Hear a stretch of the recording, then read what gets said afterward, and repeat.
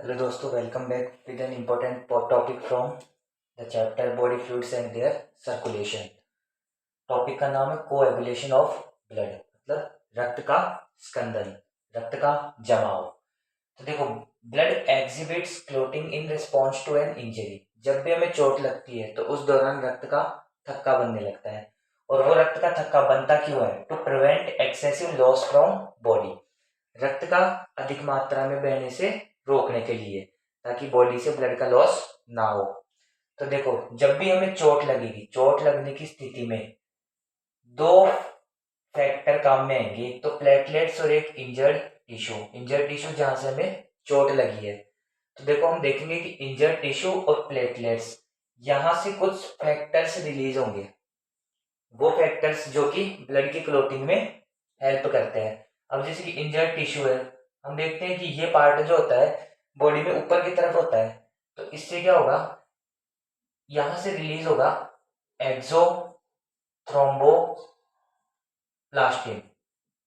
Exothromboplastin नामक factor यहां से रिलीज होगा। एक्सो मतलब होता है बाहर की तरफ, तो यहां से कौन रिलीज होगा? एक्सोथ्रोम्बोप्लास्टिन फैक्टर, जो कि ब्लड क्लोटिंग में सहायता करेगा।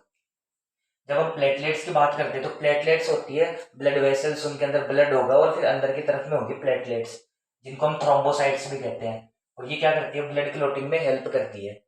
तो हम देखेंगे कि प्लेटलेट्स जो कि अंदर की तरफ है, तो ये रिलीज करेगी एंडोथ्रोम्बोप्लास्टिन। ये कौन सा फैक्टर रिलीज करेगी? एंडोथ्रोम्बोप्लास्टिन। अब ये फैक्टर रिलीज करने के बाद एक थ्योरी, एक प्रक्रम चलेगा जिसको हम कहते हैं कैस्केड थ्योरी, हिंदी में कहते हैं सोपान प्रक्रम। उस प्रक्रम से निकलने के बाद में हम देखेंगे कि ब्लड का क्लॉट हो जाएगा, रक्त का थक्का बनेगा।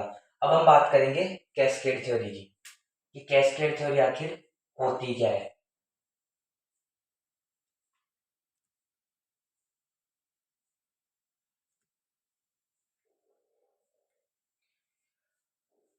अब हम बात करेंगे कैस्केड थ्योरी की। तो कैस्केड थ्योरी जो होती है वो 3 स्टेप्स में होती है। पहला स्टेप है रिलीज ऑफ थ्रोम्बोप्लास्टिन।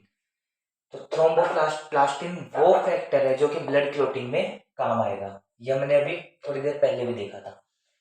थ्रोम्बोप्लास्टिन कहाँ कहाँ से सीक्रेट होगा? 2 जगह से होगा, एक तो इंजर्ड टिश्यू और एक प्लेटलेट्स। इंजर्ड टिश्यू से होगा एक्सोथ्रोम्बोप्लास्टिन और प्लेटलेट से होगा एंडोथ्रोम्बोप्लास्टिन।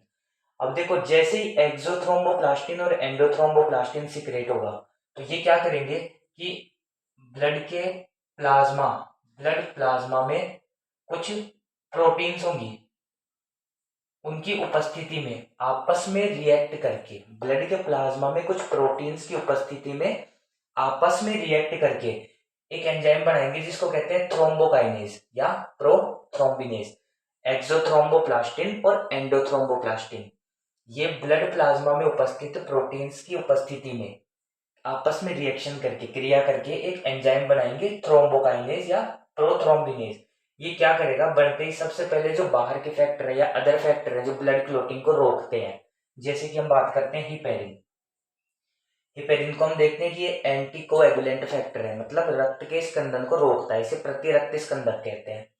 तो ये क्या करेंगे कि हिपेरिन को इनएक्टिव कर देंगे, निष्क्रिय कर देंगे। अब ये इसको इनएक्टिव कर देंगे तो ब्लड का क्लॉट ये नहीं कर पाएगा, आई मीन ब्लड का क्लॉट कर पाएगा, ये इसको इनएक्टिव कर देंगे। उसके बाद हम देखते हैं सेकंड स्टेप, प्रोथ्रोम्बिन को थ्रोम्बिन में कन्वर्जन। प्रोथ्रोम्बिन का थ्रोम्बिन में कन्वर्जन। प्रोथ्रोम्बिन हमें पता है कि ब्लड का जो प्लाज्मा होता है उसके अंदर कुछ प्रोटीन्स उपस्थित होती हैं, जैसे कि ग्लोबुलिन होती है, एल्बुमिन होती है, फिब्रिनोजन और प्रोथ्रोम्बिन है। तो देखो, ये प्रोथ्रोम्बिन को थ्रोम्बिन में बदलने के लिए कौन काम आएगा? अब प्रोथ्रोम्बिनेज या थ्रोम्बोकाइनेज। प्रोथ्रोम्बिन ये एक इनएक्टिव फॉर्म में होता है। एक्टिव फॉर्म में होगा तो अपनी रिएक्शन देगा, लेकिन इनएक्टिव फॉर्म में अपने रिएक्ट नहीं कर पाएगा। तो ये क्या करेगा? ब्लड में कैल्शियम आयन की उपस्थिति में, in presence of calcium ions, thrombokinase prothrombin जो कि इनएक्टिव फॉर्म में है उसको थ्रोम्बिन एक्टिव फॉर्म में कन्वर्ट कर देगा।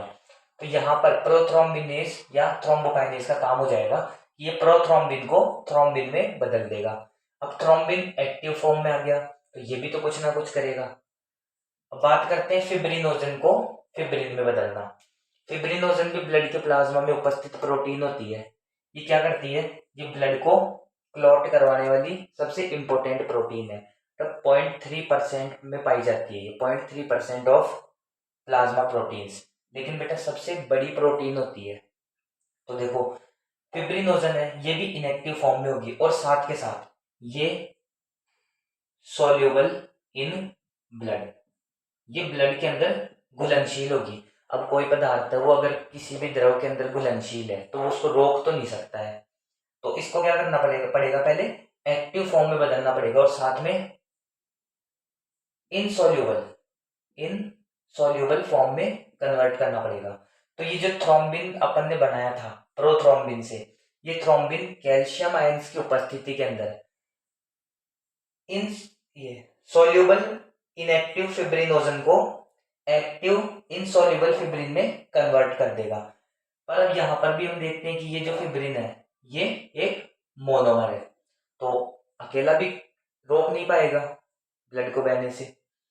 तो बात करेंगे कि फिब्रिन अपना पॉलीमराइजेशन कर लेता है, मतलब मोनोमराइजेशन से पॉलीमराइजेशन, एकलक से बहुलकीकरण। अब यहाँ पर क्या बन जाएगा, पॉलीमराइजेशन करते ही नेटवर्क ऑफ फिब्रिन, मतलब बहुत सारे फिब्रिन के फाइबर्स बन जाएंगे।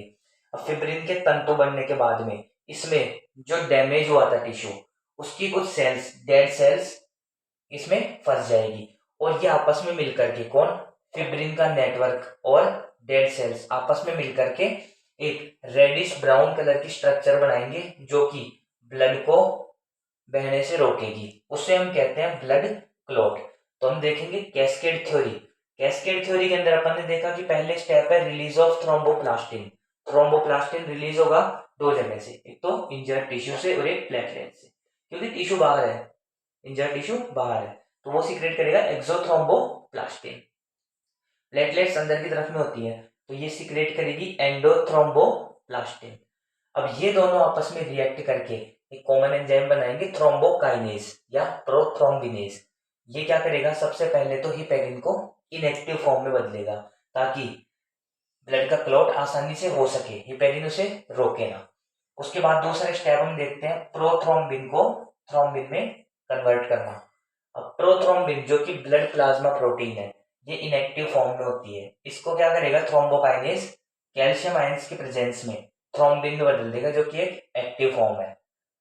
अब ये थ्रोम्बिन फिब्रिनोजन को फिब्रिन में बदलेगा जो कि कैस्केड थ्योरी का तीसरा स्टेप है। फिब्रिनोजन को फिब्रिन में बदलने का मतलब फिब्रिनोजन एक इनएक्टिव फॉर्म है और सोल्यूबल इन ब्लड है, मतलब ब्लड में घुलनशील है। तो ये फिब्रिनोजन को थ्रोम्बिन कैल्शियम आयंस के प्रेजेंस में फिब्रिन में बदल देगा जो कि एक एक्टिव फॉर्म है और ब्लड में इनसॉल्युबल है। ठीक है, तो अब ये इनसॉल्युबल फॉर्म जो है वो एक मोनोमर के रूप में बनी है, एकलक की इकाई के रूप में। तो ये क्या करेगा, अपना पॉलीमराइजेशन करके एक नेटवर्क बना लेगा फिब्रिन का। अब वो नेटवर्क क्या है कि जैसे टिश्यू डैमेज हुआ था ना, तो उसको आपस में फंसा लेगा, उसकी सेल्स को, डेड सेल्स को। तो फिब्रिन का नेटवर्क डेड सेल्स के साथ में मिलकर के क्या बनाएगा, एक रेडिश ब्राउन कलर की स्ट्रक्चर जिसे हम क्या कहते हैं, ब्लड का क्लॉट। अब हम बात करेंगे कि फिब्रिनोजन। तो फिब्रिनोजन है ब्लड में उपस्थित प्लाज्मा की प्रोटीन। ये सबसे बड़ी प्रोटीन होती है लेकिन 0.3% पाई जाती है और फिब्रिनोजन जो है वो ब्लड क्लॉट में बहुत काम आने वाली चीज है। तो अब हम बात करेंगे कि कैल्शियम आयन, अपन देखते हैं कैल्शियम आयन जो है वो काफी भूमिका निभा रहा है अपनी ब्लड को क्लॉट करने में या कोएगुलेशन करने में ब्लड का, है ना। और ऐसे ही कुछ फैक्टर है जैसे प्रोथ्रोम्बिन हो गया, फिब्रिनोजन हो गया। तो ये कुछ फैक्टर होते हैं जिनको क्या है कि क्लोटिंग फैक्टर कहते हैं, क्लोटिंग फैक्टर।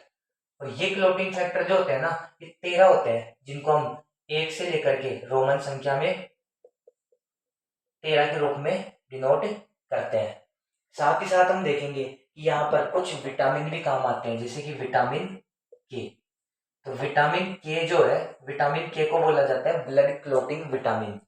क्यों कहते हैं, क्योंकि विटामिन के जो है ये प्रोथ्रोम्बिन का, ये प्रोथ्रोम्बिन का या प्रोथ्रोम्बिनेज का, प्रोथ्रोम्बिनेज और प्रोथ्रोम्बिन दोनों का क्या करवाएगा, सिंथेसिस करवाने में काम आएगा। इसी वजह से विटामिन के को हम ब्लड क्लोटिंग विटामिन भी कहते हैं। तो काम आने वाली चीजें, एक तो क्लोटिंग फैक्टर्स जो कि रोमन संख्या में लिखे जाते हैं 1 से 13 के रूप में, और फिर बाद में बात करते हैं कैल्शियम आयंस की।